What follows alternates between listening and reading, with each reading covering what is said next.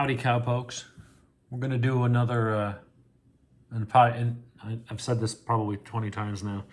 I'm just running out of watches to buy, and I'm actually trying to downsize my collection a little bit, but there was a couple pieces I still wanted. You haven't watched the video on this? Go watch it.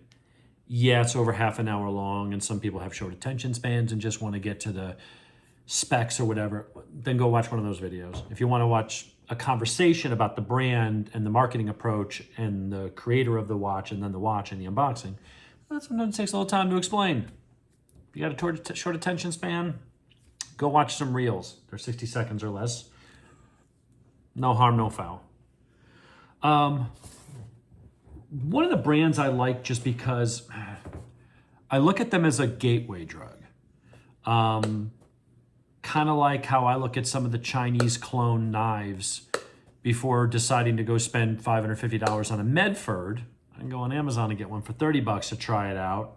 See if I like it, see if it's awkward, check the ergos. Is it too big to carry in my pocket every day? Is it worth spending $550 on the real one? And in the case of like some of the cheaper OTFs and stuff I got off DHgate, the Vespas end up being fantastic knives. They're rated really highly. They use amazing materials. The CNC machining, it's a computer. They can make it with theirs just as well as Microtech can make theirs. Sometimes you got to keep an eye on quality control, but they seem to. But that became the gateway drug for me to go buy 5 or 6 Microtechs, 3 Guardian Tacticals, 4 Heretics, Axial gear. I ended up going spending like $3,000 or whatever on OTFs, or probably more, probably closer to $4,000 or $4,500 on US made ones. Benchmade had another maybe $5,000, $4,000, I don't know. Oh, because I tried the homage. I tried the, not however you want to look at it, not counterfeit, because they never put someone else's name on it. Pagani to me is, if you're into knives, is kind of like the Vespa and some of those Chinese brands. They do a pretty good job. Their fit and finish is excellent. In these guys' cases, most of their watches, they go to Seiko and they buy Seiko movements from Seiko. This one, I think, is an NH35A. What one am I talking about? I'm talking about the 17...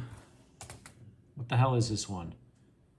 1761, 1731. I gotta find the damn number. It's not on the box. I'm normally doing this in front of my computer upstairs. So normally I would have the screen up to show me, what the specs are or whatever. Whatever one this is, it's the homage to the Tudor Black Bay 58. Got it in an oyster style bracelet with a machined clasp. It is a Seiko movement inside. You can see that. There's a Seiko NH35 or NH35A. It's got a nice screw down crown. I think this one is 200 meter water resistance. I'll have to double check on that. There'll be a link in the description to make up for the deficiencies in my reporting here because, again, I don't have the computer up in front of me and I never think to write stuff down. Some people think it's lazy. I just think it's more organic. We're like 2 dudes, me, you, sitting over a beer. Did anybody think to bring any beer? Oh, I got bourbon. I got a bunch of Brothers Mom bourbon over there. I guess I can get that. And it's basically, it's a nice, I just like having this conversation. We're just like 2 dudes talking about whatever it is we're talking about, rather than being scripted and overproduced. At some point, if my channel grows, I'll get it there. Maybe I need to do that so that it grows. Maybe it's a chicken and an egg thing. I'll save that for another day. What this is a pretty nice little watch. It just has a simple Pagani logo. There's a simple Pagani on the crown there. Little anodizing on there, which is nice.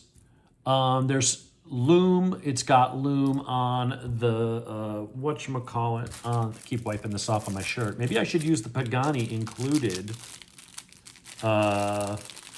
microfiber. I can figure out how to open the goddamn thing. Anyway, Pagani does a really good job. This is like an $85 watch. Like, how could it be for $85? Well, I mean, as long as you make the case decent and it's finished well, it's got nice links. There's some heft to this. The links are actually individual pieces that are screwed together, so it does use screw adjustments. It's got 3 micro adjusts. It's using a machined, it's nothing fancy. It's not like opening up, on the Longines or on my, I keep putting an S on the end and it drives me nuts. It's not like the Longines or the Victorinox. It's not that fancy, but it is a machined instead of a, stamped clasp. It closes nice. It has a 3 micro adjust slots, and it's got something here. I think it snaps out for like if you're wearing a wetsuit. You got that extra bit that snaps in nice and tight. So it's a nice watch. I like the open back. It's sapphire crystal. It's an automatic. You can get them in a couple different styles. There is a V1 and a V2. I will put a link to this one specifically. This is a V2. I don't remember what the differences were, but they made it a little, they made some improvements to it. So I'm going to take off my Tasty Live Rebel DCC. I'm telling you, man, go watch the review of this watch. It's phenomenal. And I was able to get this to fit. I took out 5 links. There are no half links, but when you've got the when you have the micro adjusts, you don't need it. So I've got it adjusted perfectly. I removed 5 links, and it's on the outermost link, so the loosest of the micro adjusts. It's almost a tiny bit too loose, so if it is, I can just move it in, but I want to see how it's actually almost perfect. So, and I've got room to adjust it, make it more snug if I need to be.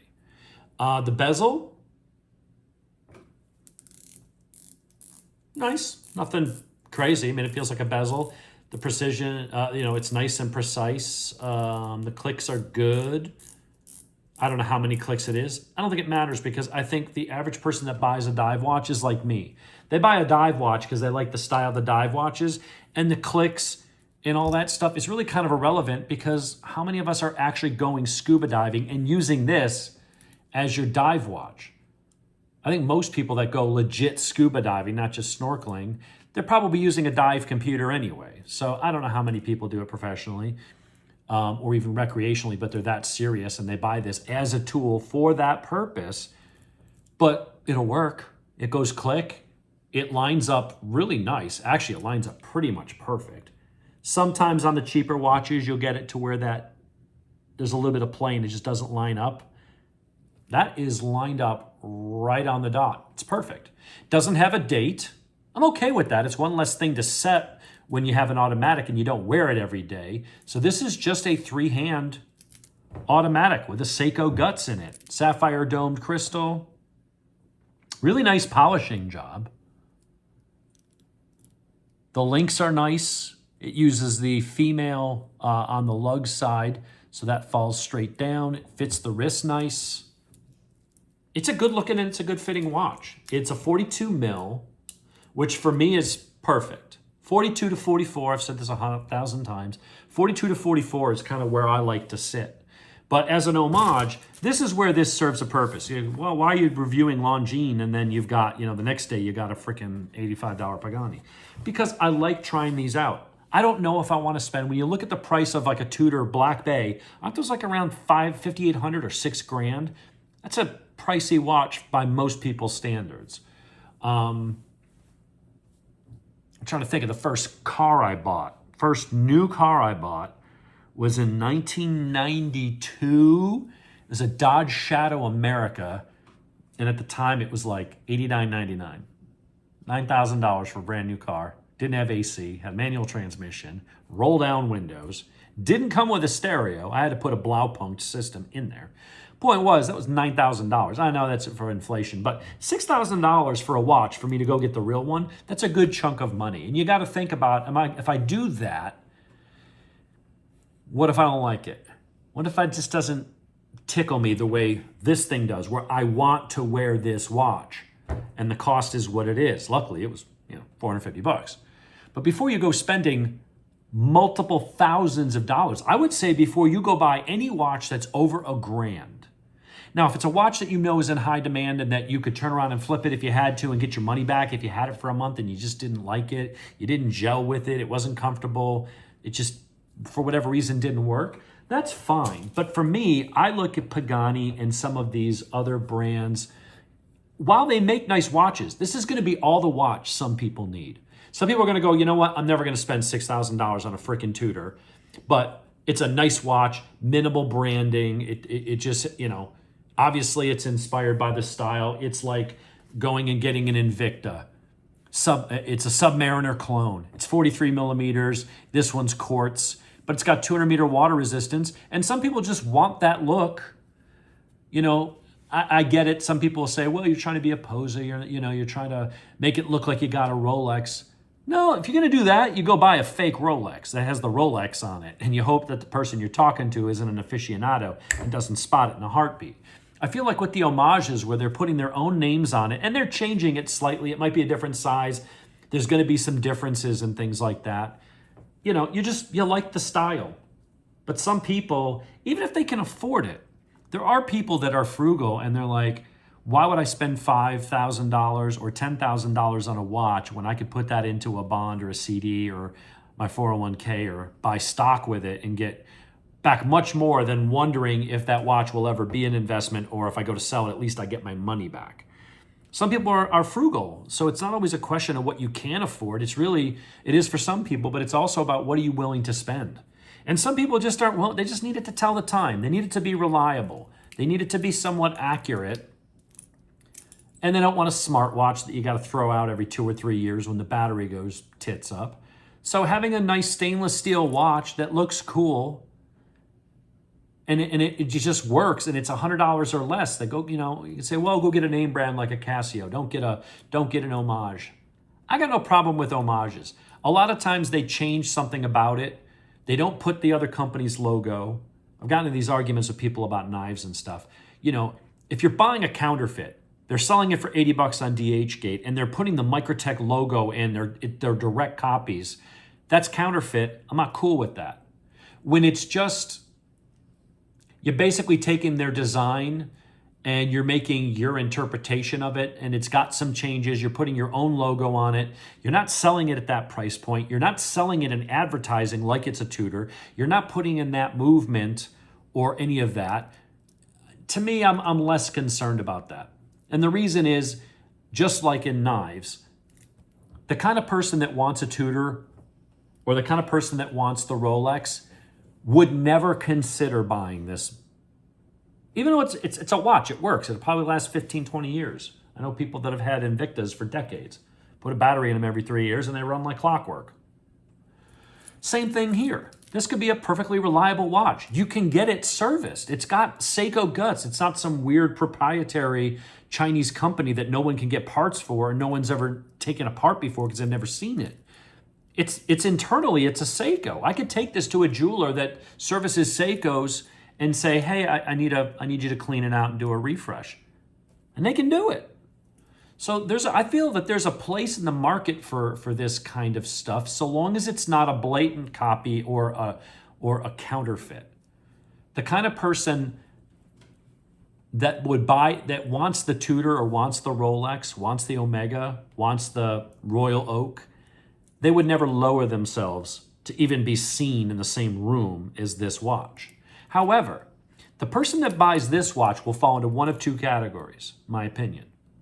The kind of person that's never going to spend $30 on a Royal Oak. They're never going to spend $6,000 on an Omega or on a Tudor. They're just not. They either can't or they won't. And they just want a watch that looks cool. And then there's people that fall into the third category, the in-betweeners, the people like me, who could go out and spend that kind of money on a watch and might, but I'm not going to do it without trying it out. Just like those OTF knives. I could go to DHgate and got a really nice Vespa before I started going spending $300-$400 a pop on these other knives. Go pick one up for $89, carry it for a month, flick it, see if it's worth it or if it's just a novelty, and you go, I'm glad I didn't spend money on the Microtech. For me, it was a gateway. I ended up then going and buying a shit ton of real, quality American-made out-the-front automatic knives, but I never would have done that if I hadn't started with the cheap knockoff. So for these, I see they have a place in the market. for the people that are never going to buy the Rolex or the Omega or Tudor anyway, and for the people who are maybe on the fence and want to try before you buy. And I'm still not going to go find oh, well, you could go to the used market. Well, I still spend $3,000 for something I may or may not like. I'm just not going to do that. I'm going to go try something like this and wear it, see if I like the look, see if I get compliments, see how I feel. When I look down, do I go, God damn, that's a nice looking watch. Like I do with the Liv, like I do with my Longines. I look down, my Victorinox, not an expensive watch, just under $500. But I look down at that every time I wear it and I'm like, damn it, that's a good looking watch. Same thing with $180 Orient. That is a beautiful watch for $180. Automatic movement, it's just nice. And so something like this, when I look down, if I get feeling like, you know what? I dig it. I dig it, and I kind of want the real thing. That's when I'll have a good month in sales and I'll get a commission check and I'll put some money aside and I'll say, you know what, I'm going to go get one of these. That, I think, to me is the benefit to the homage. Yeah, there's a lot of people that are going to buy it because they want the look without paying the price tag, and that's all they can afford, and they would never consider or ever be in a position to buy a Rolex or Tudor or whatever. And that's fine. It's not like it's losing Rolex sales. The person that was going to only buy that and only has $150 for a budget for a watch every few years will never be in the market unless they win the lottery or something, or they have some kind of life change to their income. They're never going to be a Rolex customer. It's not in the cards. Some people will never have the money to spend $6,000 or just never would spend $6,000 on a frickin' Tudor.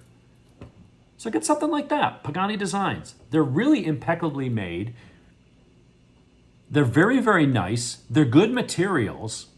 And they're using Seiko movements. You have a proven... Seiko is a juggernaut in the watch industry.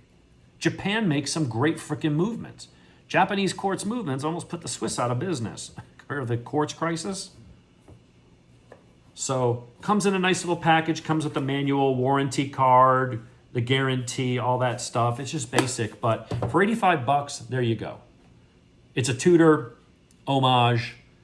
It's the Black Bay 58. They've got a couple other different dials. This one has a black, almost black, but then like the writing on the bezel is like almost like a rose gold. It's very subtle. It's not blingy. It's not bright gold. I don't even have a gold watcher. It's just, it's subtle. It's subtle. When the sunlight hits it, there's like, it's not red, but everything has like this deep, almost like dark blood red hue to it. It's kind of cool. It feels nice on the wrist. It looks good on the wrist. For $85, I don't see where you can go wrong. So this is going to go in the keep case. I'm going back to this bad boy for now. I got a cool band coming for this. I may do a little quick video and update. It's going to look almost like tire tread, like on like a sport bike, like a motorcycle. And it's going to be jet black rubber with red or orange. Sorry, I said red before. Orange peeking through. It's going to be cool looking, and I think it's going to set off the orange tones on this really good. But anyway, stay tuned for that. But Pagani, whatever model this is, I'll put it in the title. I've had so many Paganis and looked at so many, I honestly don't remember what the damn number is. I want to say 1671, but don't hold me to that. We'll put it in the comments. But this is absolutely a cool watch. I'm going to keep this one, and I'm going to think about it, and I'm going to wear it from time to time. I'm going to force myself to wear it from time to time. And when it comes time for me to buy... You know, it's not a luxury watch because it's under $1,000, right? I'm not trying to flex here. This is not an expensive watch. But as far as it being considered a luxury brand, you know, I have this, my Longines Conquest. But I think when I get to the point of spending a bit more, it's going to be a Tudor, maybe a Tog, or an Omega. It's probably going to be one of those three companies. And I'm kind of leaning towards the Tudor, which is why I got this one, so I could try it out. I also do like, I think it's the Aquaterra or the Aqua Racer, one of those from Tog. I forget which one. One's an Omega, one, whatever. Just, again, there's so many watch things to keep track of. I'm still learning this shit. Anyway, that's it. We've run a little bit long here, longer than I wanted to. But that's the Pagani. It feels great. It's an automatic. It's a Seiko inside. How can you go wrong?